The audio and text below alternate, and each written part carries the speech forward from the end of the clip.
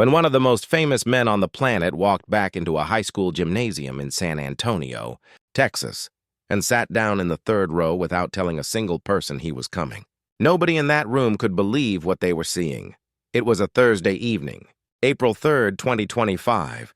The air outside was warm and still, the kind of Texas spring night where the sky turns deep purple before it goes dark and the cicadas start early. Inside Robert G. Cole High School, the gymnasium smelled like floor wax and old bleachers and the particular kind of dust that only exists in places where young people have spent years becoming who they are going to be. Folding chairs had been arranged in rows. A small podium stood at the front. A hand-painted banner hung above the basketball hoop. It read, "Congratulations, Mr. Raymond Dukes. 38 years of service. Raymond Dukes, 64 years old. History teacher, Robert G. Cole High School, Comel Road, San Antonio, Texas." He had walked into that school for the first time in September of 1987 when Ronald Reagan was still president. And the internet did not exist. And a teenager named Shaquille O'Neal was just starting his junior year. He was retiring on Friday. This was his party. The gymnasium held about 90 people. Former students, colleagues, a few parents who remembered him from decades ago. His daughter, Simone, 38, had organized everything. She had ordered a sheet cake from the HEB on Loop 410. She had made a slideshow on her laptop. She had called everyone she could think of. She had not called Shaquille O'Neal. She did not have his number. She did not think she needed it, but Shaq was there anyway, sitting in the third row, wearing a plain dark blue button-down shirt. No suit, no entourage, no announcement. He had driven himself from the hotel on the Riverwalk in a rented SUV and walked through the side door of the gymnasium at 6:52 p.m. and found a seat before anyone recognized him, and he sat with his hands folded on his knees. 7 feet and 1 inch of him folded into a folding chair that was clearly not designed for a human being his size. His knees were almost level with his chest. He did not complain. He did not move. He just waited. He was waiting for one reason. He had something to say to Raymond Dukes, something he had been carrying for 30 years. And he had decided on a quiet Tuesday morning 3 weeks ago that it was time to say it out loud. But to understand why Shaq drove to San Antonio in a rented SUV and sat in a folding chair in a gymnasium for a retirement party he was not invited to, you have to go back. You have to go back past 4 NBA championships and 3 finals MVP awards and a doctorate in education and a business empire worth hundreds of millions of dollars. Past all of it. You have to go back to the fall of 1986, to a classroom on the second floor of Robert G. Cole High School, to a 16-year-old boy who was already 6 feet 10 inches tall and had no idea yet who he was going to become. Shaquille O'Neal was born on March the 6th, 1972 in Newark, New Jersey. His mother, Lucille O'Neal, raised him with a kind of fierce and quiet love that shaped everything he ever became.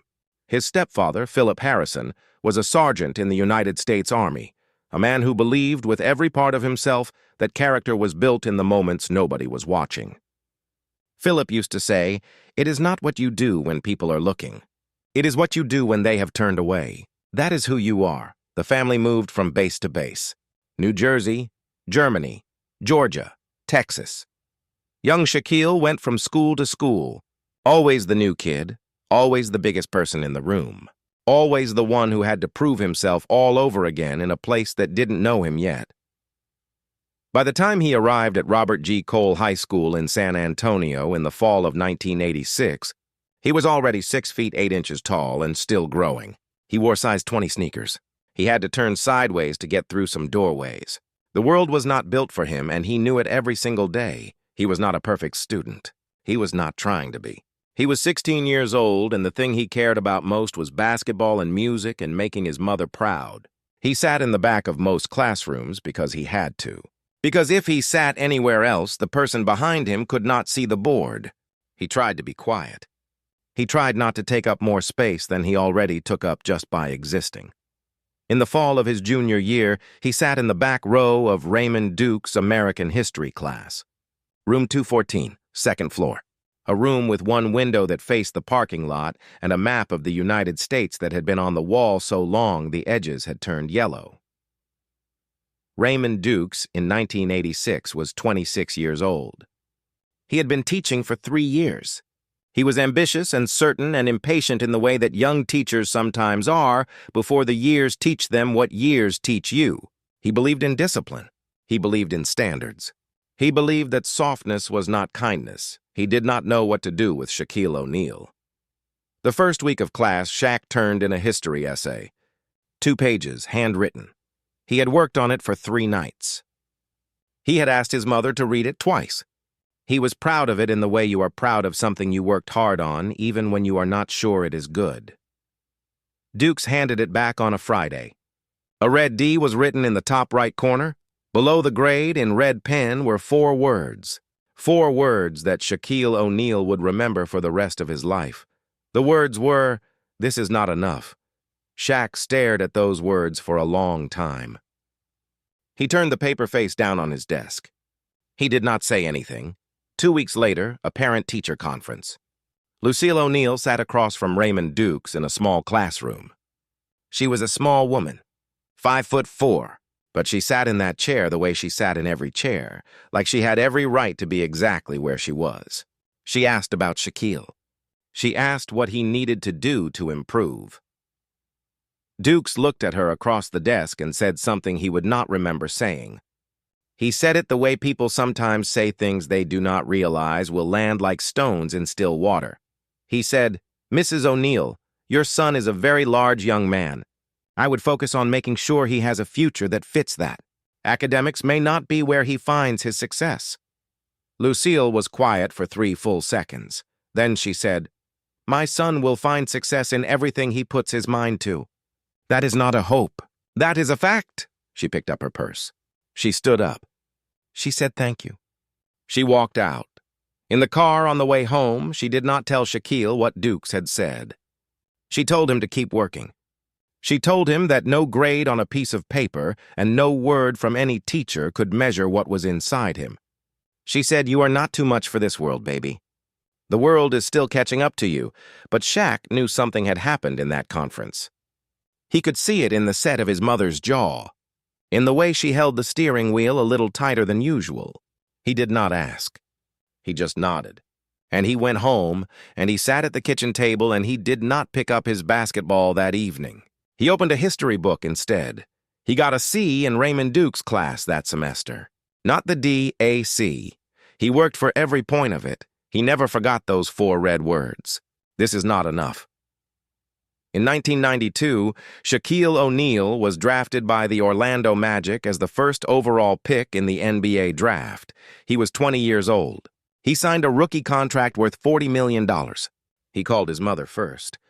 He called his stepfather second. He bought his mother a Mercedes that afternoon. In the years that followed, he became something the world had rarely seen. Not just an athlete, a force. 4 championships, 3 finals MVPs, 15 All-Star selections. He played for the Magic, the Lakers, the Heat, the Suns, the Cavaliers, the Celtics. He became a police officer. He earned a doctorate in education from Barry University in 2012. A real doctorate, not honorary. He walked across that stage and accepted that degree and thought about a lot of things and a lot of people. He thought about Raymond Dukes. Not with anger. That is important to understand.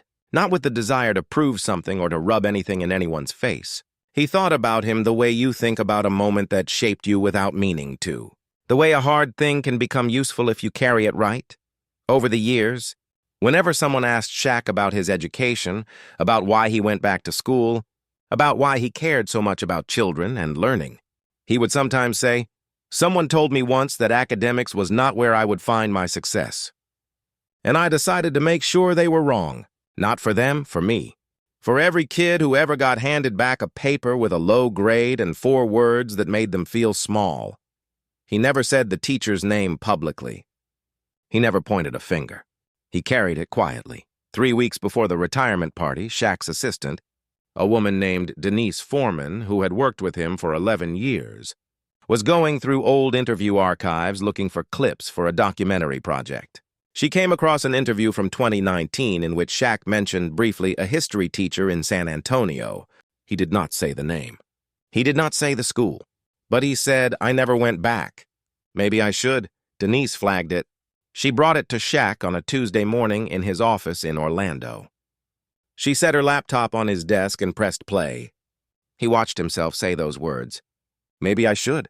He was quiet for a moment. He looked out the window. Then he said, find the school. Find out if that teacher is still there. It took Denise 4 days. She found Robert G. Cole High School. She found Raymond Dukes, still there, still teaching after 38 years. Retiring at the end of April. She found the retirement party date through the school's community newsletter. Shaq did not call the school. He did not contact Dukes. He did not ask anyone for permission. He simply told Denise to book him a hotel on the Riverwalk in San Antonio for the night of April 3rd. She asked, should I tell them you're coming? He said no, so there he was. Third row, folding chair, knees nearly touching his chest, listening to a slideshow of 38 years of Raymond Dukes' life play out on a projector screen above the basketball hoop. The slideshow showed young Raymond Dukes in 1987. He was thin then, with a thick mustache and wide collar shirts. It showed him at the chalkboard. It showed him at a school picnic. It showed him at his desk with stacks of papers to grade. It showed him year after year aging slowly, his hair going from black to gray, the mustache staying, the shirts changing with the decades. It showed students, dozens of them, hundreds over the years, faces from every year of his career. Some of them were in this gymnasium right now. Some of them were doctors and lawyers and teachers themselves. One was a city councilman. One ran a restaurant on the Riverwalk.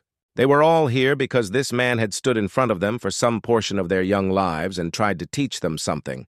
Shaq watched the slideshow without moving. Nobody had recognized him yet. This was unusual. Shaquille O'Neal is not a man who normally goes unrecognized. 7 feet and 1 inch tall and 325 pounds, and a face that had been on television and billboards for 30 years. But in a dimly lit gymnasium in San Antonio on a Thursday evening, with his head slightly bowed and his hands folded on his knees, he had managed for about 14 minutes to simply be a man in the third row. Then a woman 2 seats to his left turned to say something to the person beside her, and her eyes crossed Shaq's face and she stopped. Her mouth opened. Nothing came out. Shaq put one finger gently to his lips. She nodded. Her eyes were wide. She nodded again and turned back to the front. At 7:24 p.m., Raymond Dukes walked to the podium. He was 64 now. The thin young man from the slideshow had become something broader, slower, more deliberate. He wore a gray suit that fit him well. His mustache was white. He had reading glasses pushed up on his forehead. He looked out at the gymnasium, and for a moment he did not speak. He just looked. Then he cleared his throat. He thanked his colleagues. He thanked his daughter Simone, who was sitting in the front row trying not to cry and failing. He talked about what 38 years in a classroom felt like from the inside. He said it felt like a lot of Monday mornings that turned into something by Friday. He said it felt like never knowing which thing you said or did would be the thing that stayed with someone. He said you never know. You never know which moment matters. You never know whose life you are standing in the middle of on any given Tuesday afternoon. You just show up and you try. And sometimes you get it right and sometimes you don't. And the ones you don't get right, those are the ones that stay with you longest. He paused. He looked down at the podium, and then a voice came from the third row. A voice that was deep and calm and filled the gymnasium the way certain voices fill rooms. Not by being loud, but by having weight. The voice said, "Mr. Dukes." The gymnasium went completely still. Raymond Dukes looked up. He looked at the third row. He looked at the man in the third row. He took off his reading glasses from his forehead and held them in his hand and looked again. His face changed. Something moved across it that was hard to name, recognition, and then something else. Something older. Shaq stood up. All 7 feet and 1 inch of him unfolding from that small chair. He stepped into the aisle. He walked toward the front of the gymnasium. The room was silent in the way that gymnasiums are almost never silent. 90 people and not one sound except Shaq's footsteps on the wooden floor. He stopped about 6 feet from the podium. He looked at Raymond Dukes. Raymond Dukes looked at him. "You probably don't remember me," Shaq said. Raymond Dukes said quietly. I remember you. Shaq nodded slowly. He looked at the floor for a moment. Then he looked back up. Junior year, Shaq said. Room 214, fall of 1986. You handed back an essay I had worked on for 3 nights. You gave me a D. You wrote 4 words on it. This is not enough. The gymnasium was absolutely still. A woman in the second row had her hand pressed over her mouth. Simone Dukes, in the front row, had stopped trying not to cry. I kept that paper, Shaq said. For a long time I kept it. I don't have it anymore, but I kept the words. I carried those 4 words a long time. Raymond Dukes looked at him without blinking. His jaw was tight. Shaq said, and then I carried them differently. I stopped carrying them like they were a verdict. I started carrying them like fuel. I got a doctorate. I built businesses. I went back to school when I was 40 years old, and I sat in classrooms and I did the work, and I earned that degree because of 4 red words on a piece of paper that told me I had not done enough. And I decided that I would spend the rest of my life proving that I could always do enough. He paused. The pause lasted 4 seconds. Long enough for the room to feel it. I didn't come here to embarrass you, Shaq said. I didn't come here to make tonight about me or about 1986. I came here because I heard what you just said. About never knowing which moment matters. About showing up and trying. And I wanted you to know something that I have never said out loud to another person. Raymond Dukes was very still. You were right, Shaq said. The room shifted. That essay was not enough. I had not worked as hard as I could have. I was 16, and I thought I was done when I got to the last line. I wasn't. You were right. And the way you said it, the way that Dee felt, I hated it. I hated it for a long time. But it made me work harder. And working harder changed everything. He reached into the pocket of his dark blue shirt. He pulled out a folded piece of paper. He walked to the podium and held it out to Raymond Dukes. Dukes took it with both hands. He unfolded it slowly. It was a copy of Shaq's doctorate diploma from Barry University, Doctor of Education, awarded 2012. Below the diploma copy, handwritten in blue ink in large letters, were 4 words. This was enough. Raymond Dukes stared at the paper. His shoulders rose and fell with one slow breath. He pressed his lips together. He looked up at Shaquille O'Neal, and for a long moment neither of them said anything. Then Dukes said, his voice thick, I owe you an apology. Shaq shook his head. You owe me nothing.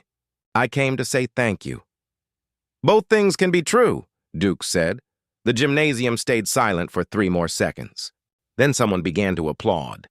Then everyone did. Not the polite kind. The real kind. The kind that happens when a room full of people feel something land in their chest that they cannot fully name but recognize immediately as true. Simone Dukes was on her feet in the front row, both hands together, tears running down her face.